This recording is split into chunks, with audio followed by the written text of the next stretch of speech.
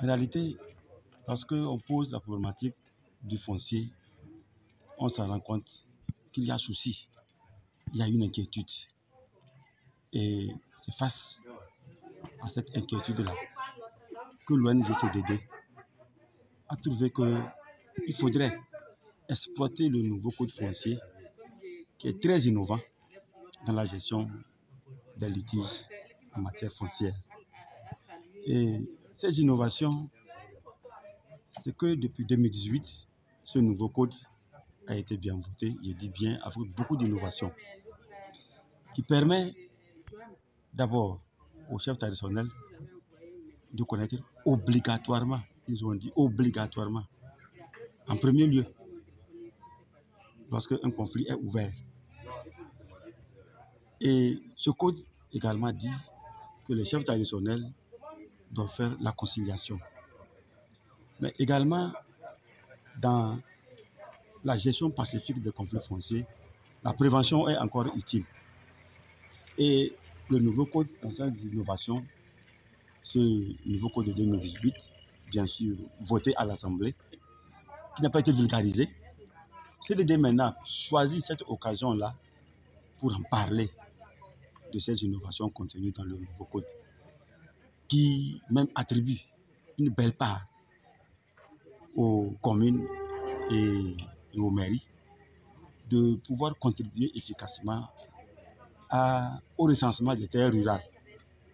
Parce que le plus gros dossier, ce n'est pas seulement le fait de tenir des titres fonciers, mais c'est le recensement des terres rurales.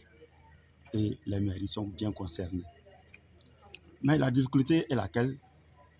C'est que le nouveau code également met en place dans sa gouvernance des structures locales telles que les COJEF et des sections villageoises qui doivent apporter leur contribution dans la gestion de ces conflits-là. Les COJEF sont des comités de gestion sur le foncier et les structures villageoises qui normalement doivent siéger au niveau des cours royales pour pouvoir connaître de ces conflits-là, pour pouvoir gérer ces conflits-là. Donc, mais malheureusement, je l'ai dit tantôt, que ces conflits fonciers, c'est plutôt ces structures doivent être mises en place par décret.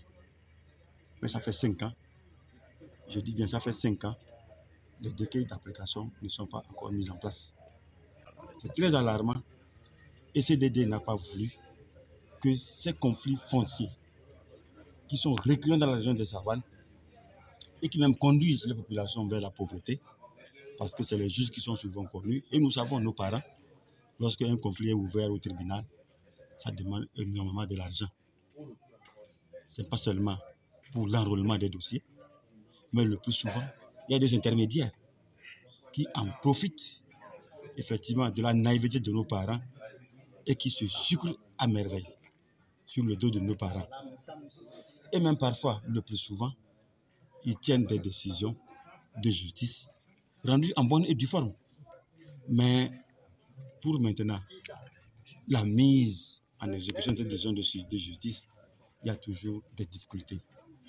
Donc, mieux vaut, dans les étapes de conciliation, dans les étapes de prévention, une entente, même si elle est boiteuse, cela vaut mieux.